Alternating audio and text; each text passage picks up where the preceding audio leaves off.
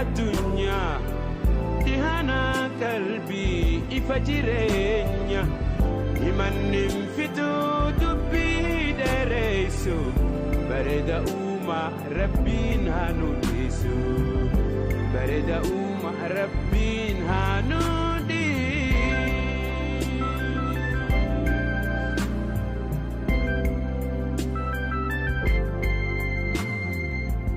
مرأة السواهي ممسو فردا كموجي كبي فله بدا دارمي لغا بليتو غارا go hadaki وجي شمبيرا صور البوتي للي قلبي jirra jirtuu kabajamtootaam ordoftootaam sagantaa faaya uumamam yeroo kanatti akkuma beekamuum TV Hararraa kan isiniif darbuuf jedhuum sagantaa faaya uumamaati. Kabajamtootaa fi hordoftoota sagantaa faaya uumamam kan Rabbi badhaaseem addunyaa kanaaf kenneem inni guddaaf inni olaanaan uumamam. Haa ta'uyyuu malee waa'ee uumamam ilaalchiseem akkuma jireenya dhala namaatii fi nyaanni fi dhugaatiin barbaachisuum qilleensii fi gaarreen mukeen bishaanii fi bineensonnii fi bineeldoonni illee akkasumallee jiruu fi jireenya mataa isaanii kan qabanidha. Nus kanuma sababeeffachuun sagantaa faaya uumamaa keenyaan asuma gara biyya keenya Afrikaatti isin deebisuun keessumaa gara biyyoota Afrikaa kibbaatti paarkiiwwan jiranii fi bineensonni uumamaan paarkii biyya sana keessatti argaman maal faadham kan jedhum kan nuti isin biraan geenyu ta'a. Maarree kabajamtootaam hordoftoota keenya bakkuma jirtanittis gurra nuuf ergisaan afeerraa keenya.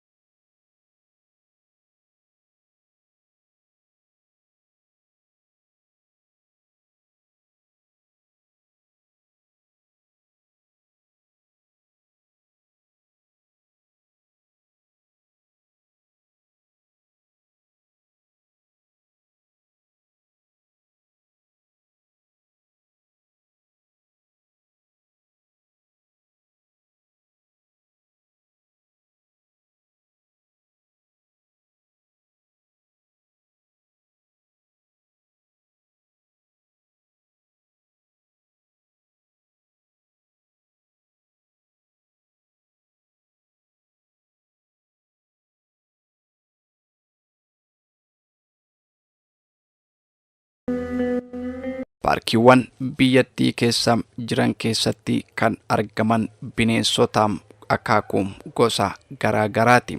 Isaanis kanneen akka arbaa, kuruphee, simbirroota, gogorrii, harree diidoo, gadamsa, gobocor, leenca, roobii fi saatawaa, waraabessaa fi bineensota garaagaraati.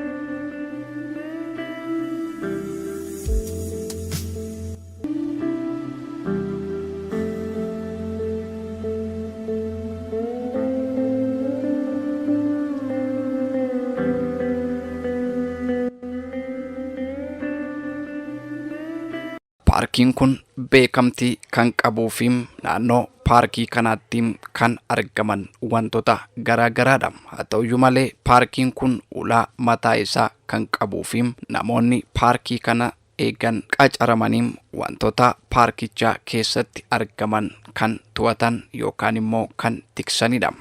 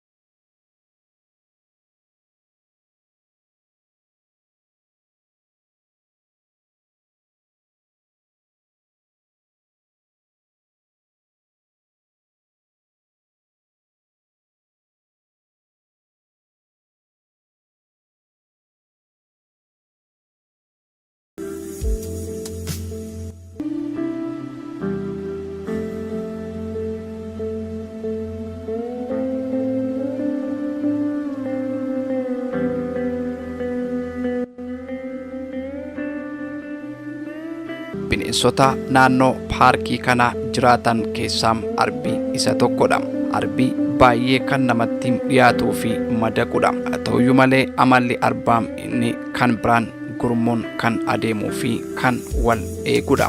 Arbi mootiin arbaa kun gurmuu yookaan immoo kan isa waliin jiraatan yeroo inni itti isaanirraa adda ba'ee diinota naannoo isaanii jiran illee kan irraa ittisuu danda'u mootii arbaadha. Kan adeemuu fi kan wal eeganidha. Arbi kana duwwaa osoo hin taane bineensota jibbuu fi jaallatullee ni qaba. Keessumaa kanneen akka kuruphee, jeedalaa fi kan kana fakkaatan sodaa waan hin qabneef walii wajjin kan jiraatanidha. Bineensota biroo waliin illee walitti dhufeenya gaarii kan qabu. Arbi kan inni jiraachuu danda'us naannoo qilleensa ga'aa ta'ee fi mukitti baay'atuuf naannoo bishaan yookaan galaanni garaagaraa jirudha.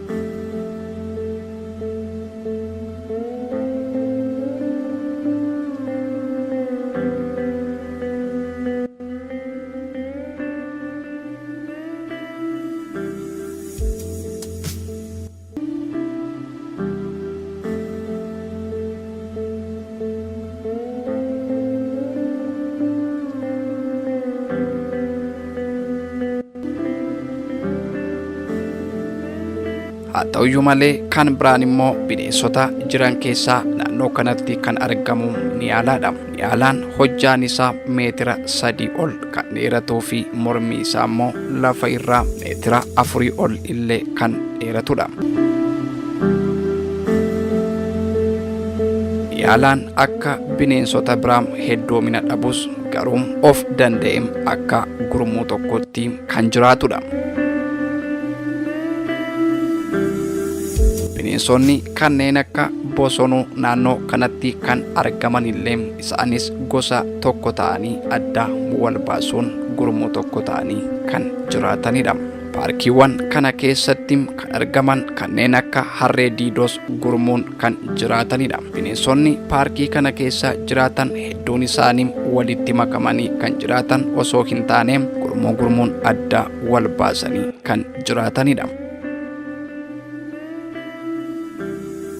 Paarkiiwwan kana keessatti kan argamu daandiiwwan gosa garaagaraati. Daandiiwwan paarkii kana keessatti argamanis dhimmi to'ataa fi hoogganaan paarkichaa yookaan immoo dhimma bineensota kanaa kan isa ilaallatu paarkii fi bineensota kanaaf of eeggannoo guddaa gochuurraa kan ka'e daandiiwwan gurguddaan paarkiiwwan kana keessatti ba'anii bineensonnii fi paarkiiwwan kun kan hedduu to'atamanidha.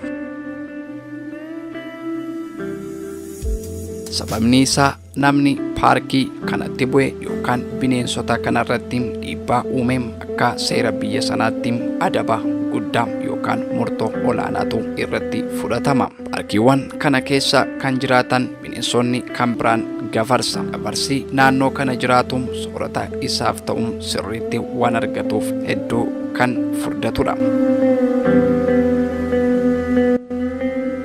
Gafarsi naannoo kana jiraatu soorata isaaf ta'u yeroo argatu hedduu kan waliin taphatanii fi walitti dhufanii akkuma namaa rakkoo qabanillee walii wajjin kan haasa'anidha. Yeroo hedduu arbii gurmuun kan adeemudha. Yeroo isa dhukkubuu fi yeroo rakkoon isa mudatu haatis ta'u ilmoon arbaa akka namaatti walitti asaasuun rakkoo walii kan walitti himatanidha. Naannoowwan paarkii kanaatti kan argaman simbirroonni hedduun kan argamanii fi bishaanonni gosa garaagaraa kuufamaa fi uumamaan paarkii kana keessa kan yaa'anillee hedduutu jiru. Bishaan kanatti maxxanuun kan soora isaanii geggeeffatan keessumaa kanneen akka gafarsaa fi leenconni akkasumas immoo yeedalli gosa garaagaraa naannoo kana keessattis kan argamanidha.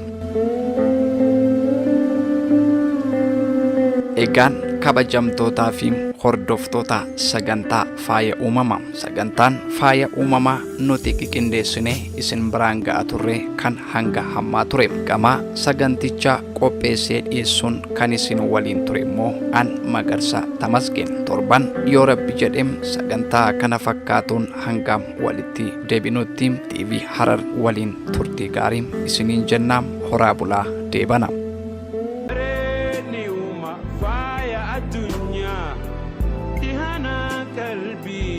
Fajirenya imanim fitu dubbi deresu bareda uma rabbin hanudisu bareda uma rabbin hanudi